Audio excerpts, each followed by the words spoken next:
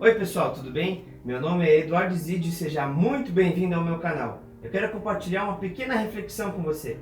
Em Lucas capítulo 6, do versículo 47 ao 49, diz assim: Eu lhes mostrarei a que se compara aquele que vem a mim, ouve as minhas palavras e as pratica.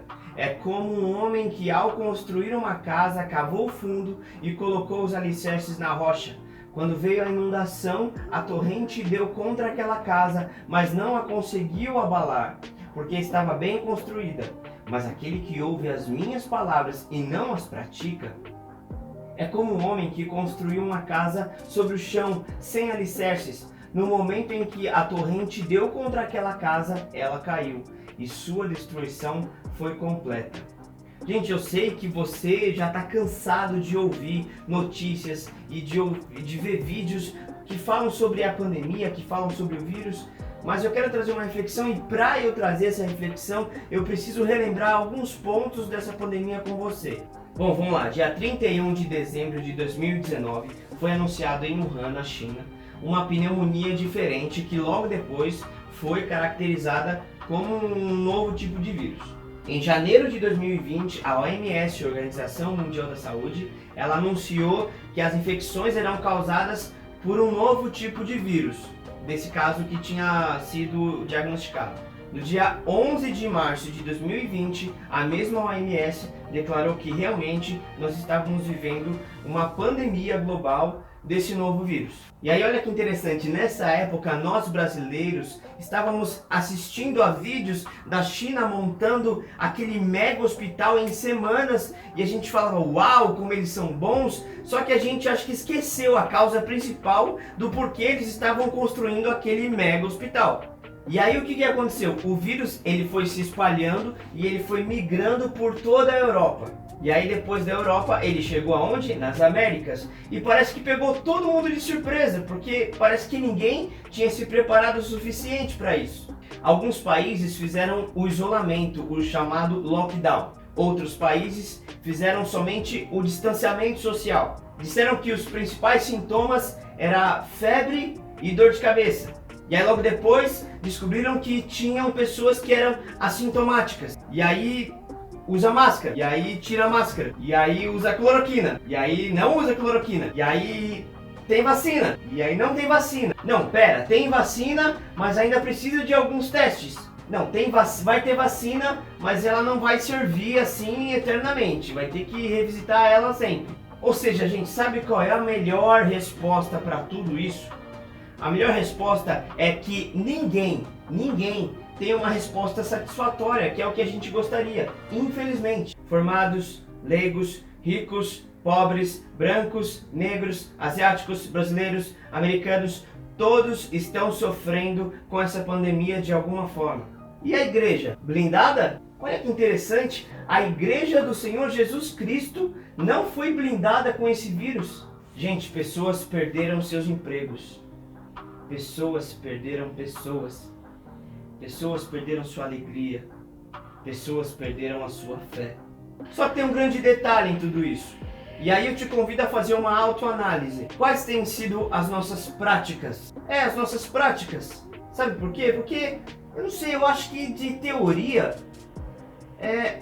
Eu acho que a gente está tão mal de teoria. Se você está vendo esse vídeo, provavelmente você já leu a Bíblia. Pode ser inteira, pode ser uma parte, um versículo que seja. Você pode ter feito algum estudo, pode ter ido em algum culto. Mas o X da questão não é o conteúdo que você tem agora, mas sim as práticas que você está fazendo com esse conteúdo. Eu acho que a maior crise que a igreja pode estar vivendo hoje é exatamente a base das práticas que a gente tem feito. Quantos de nós não demos, sabe, aquela patinada no meio dessa pandemia? Quantos nós questionamos a nossa própria fé? Talvez por anos não tenhamos praticado a palavra de Deus que aprendemos na igreja dentro das nossas casas. E isso abre um precedente enorme para nós sermos igreja e não apenas frequentarmos a igreja. Eu não vou dizer que as nossas casas estavam construídas sem alicerce ou que nós construímos nossas casas sobre areia, mas talvez alguns dos nossos alicerces estava rolando uma mistura de areia com pedra E aí a nossa estrutura acabou se movendo e colocando rachaduras nas paredes. E se uma parede não consegue ficar sustentada com uma rachadura, imagina uma casa inteira. E o meu convite para você é que você creia mais, que você acredite mais, que você confie mais, que você pratique mais a palavra de Deus na sua vida, porque assim os seus alicerces estarão cada vez mais firmados na rocha, e aí pode vir tempestade, furacão, pandemia, o que for, a sua casa vai continuar erguida, vai continuar de pé. E para encerrar as minhas palavras, no meio dessa infinidade de questionamentos que eu fiz ao Senhor e que no momento de crise você pode ter feito também ou vivido, Deus me levou ao diálogo que ele teve com o Jó, no capítulo 38, do versículo 1 ao 30. A palavra diz assim: Então o Senhor respondeu a Jó do meio da tempestade. Disse ele: Quem é esse que obscurece o meu conselho com palavras sem conhecimento? Prepara-se como simples homem, vou fazer-lhes perguntas e você me responderá. Onde você estava quando lancei os alicerces da terra? Responda-me se é que você sabe tanto. Quem marcou os limites das suas dimensões vai ver que você sabe. E quem estendeu sobre ela a linha de medir e suas bases sobre o que foram postas? E quem colocou sua pedra de esquina enquanto as estrelas matutinas juntas cantavam e todos os anjos se regozijavam?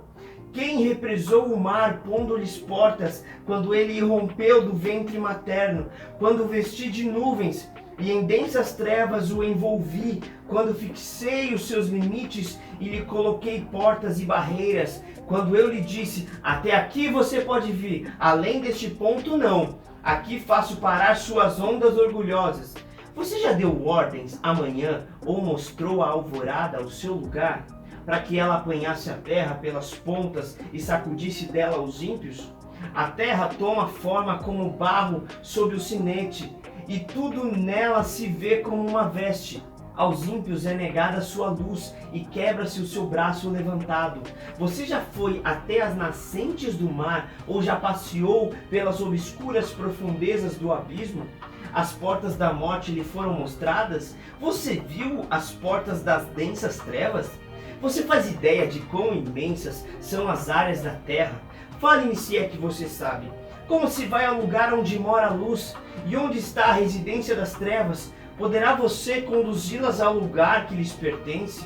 Conhece o caminho da habitação delas? Vai ver que você conhece, pois você já tinha nascido, você já viveu tantos anos. Acaso você entrou nos reservatórios de neve, já viu os depósitos de saraiva que eu guardo para os períodos de tribulação, para os dias de guerra e de combate? Qual o caminho por onde se repartem os relâmpagos? Onde é que os ventos orientais são distribuídos sobre a terra? Quem é que abre um canal para a chuva torrencial e um caminho para a tempestade trovejante, para fazer chover na terra em que não vive nenhum homem, no deserto onde não há ninguém, para matar a sede do deserto árido e nele fazer brotar vegetação?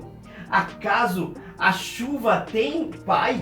Quem é o pai das gotas de orvalho? De que ventre materno vem o gelo? E quem dá luz à geada que cai dos céus quando as águas se tornam duras como pedra e a superfície do abismo se congela? E eu vou ler só até aqui porque a coisa vai estreitando cada vez mais para Jó nesse diálogo aí. Gente, eu acho muitas coisas sobre tudo que a gente tem vivido. Eu acho que não só eu, mas muita gente acha muita coisa. Mas eu tenho algumas certezas dentro de mim. A primeira é que Deus estava lá quando esse vírus foi criado.